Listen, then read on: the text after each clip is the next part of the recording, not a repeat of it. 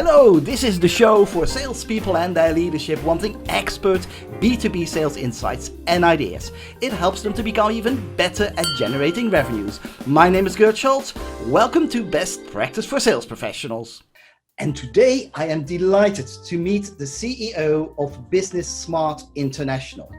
His clients are large companies in the technology and financial services sectors. They include Booking.com, HSBC, and Barclays. In short, he helps them to increase their business capabilities of both their leadership teams and also their sales teams. Rick Berg, welcome to the show. Good, welcome to. Thank you for having me on. Rick, delighted to have you on the show. My first question, as a professional in the personal development space, how do you typically convince organizations like Booking.com, Johnson & Johnson, to choose your company as a partner? Great question. I suppose it's all about needs. What I need to do first of all is determine what their needs are and can we actually help and satisfy them.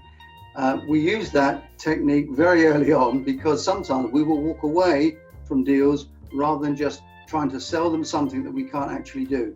We've got a very good brand and we have very good relationships with our customers, and I think that's one of the reasons. So the first thing is all about need, identifying their needs and seeing if we can satisfy their needs. The next thing is crucially aligned to that. It's becoming a trusted advisor. So that what we want to do is we want to show them the level of expertise we've got. So once we've identified what their needs are, we will then say, look, this is what we've done in the past. This is our track record. These are the kind of companies we work with, just like you, big, strong companies. We've worked with them for a long time. And then what we do is start to hone in right down onto that solution to say, right, what are the outcomes that you want to achieve? And this is the solution we can provide. So 3 steps really. Needs, let's make sure we can satisfy their needs properly first. Then show them that we can become their trusted advisor so that we know that they can show them we have expertise in this specific area, which is a niche area, business simulations. And also then make sure that the solution is absolutely aligned to their needs. Fascinating. It's such a universal truth in the sales process, isn't it? Understanding Absolutely. What your clients is all about. Absolutely. So my next question leads on from that, really, and that is, why should organizations bother with sales simulations?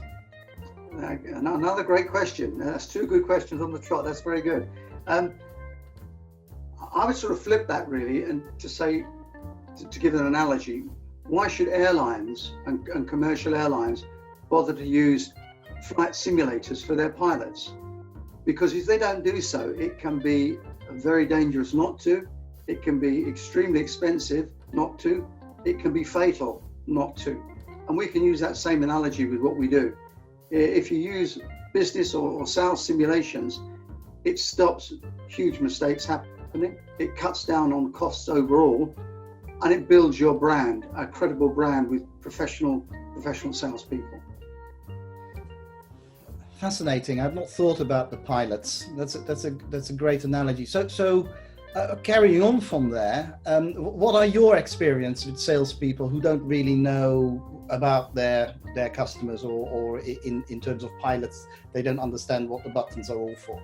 Yeah, it's very frustrating. I have people try to sell me stuff. It could be widgets or services, and I realize that they have not got a clue what we do or how we do it. And when we try to engage in a language, they don't understand what I'm talking about, because I tend to talk in the language of business and they clearly don't understand it. They may well know the features and the benefits of their particular product or service, but they cannot align that to my needs because they don't understand me.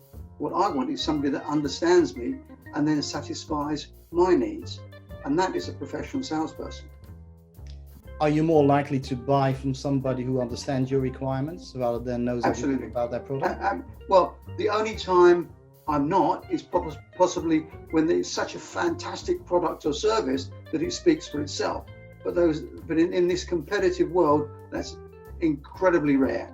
Normally, you're having to show somebody that this is absolutely the product for their requirements at a price they can afford.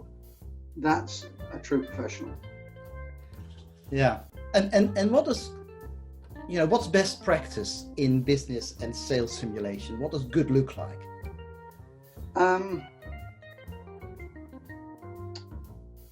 I suppose good really is about aligning the simulation to the customer's needs.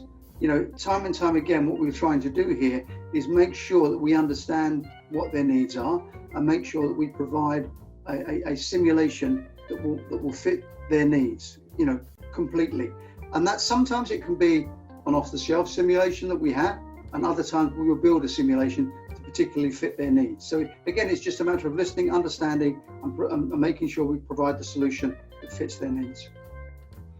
Cool. So if there was if there are only sales leaders, company leaders watching the show, what 3 tips would you give them if they are thinking of using sales and business simulations to help their sales guys make more sales, start more conversations, close more deals? I'll immediately feel the salesman coming out of me, and that's to say, contact us immediately, because this is what we do. This is what we do. But very good. To be a bit more objective in this, I suppose, I think the first thing is that you need to know your outcome. You need to know really what it is you're trying to achieve, because that will help yourselves, but also it will help us to understand your needs as well, and to help us to align a solution that will fit exactly to your outcomes. So know your outcomes. What are you trying to achieve? The next thing you need to do, I think, is to look for expertise in the provider that you're going for, and not just promises. So you want a strong track record. You want somebody that can show that they've got a track record in scalability, flexibility. They're used to doing simulations for face-to-face and in the cloud. The cloud's becoming more and more important. So that track record is absolutely important. And the understanding that this is about a partnership. So you want somebody you feel you could really partner with, because they will spend time understanding your requirements. And crucially, you want to see that in their previous background, their previous record, they have a background of delivering on time, they deliver on budget, and they deliver on the specification that their clients want. So it's testimonials. So that's what I would go for. Rick, thanks very much for coming on the show and giving your insights and ideas on how salespeople and sales leader can become the best they can be. Thank you. Delighted to have you on the show, and I hope to speak to you soon. Thanks, bye, Rick. Take care.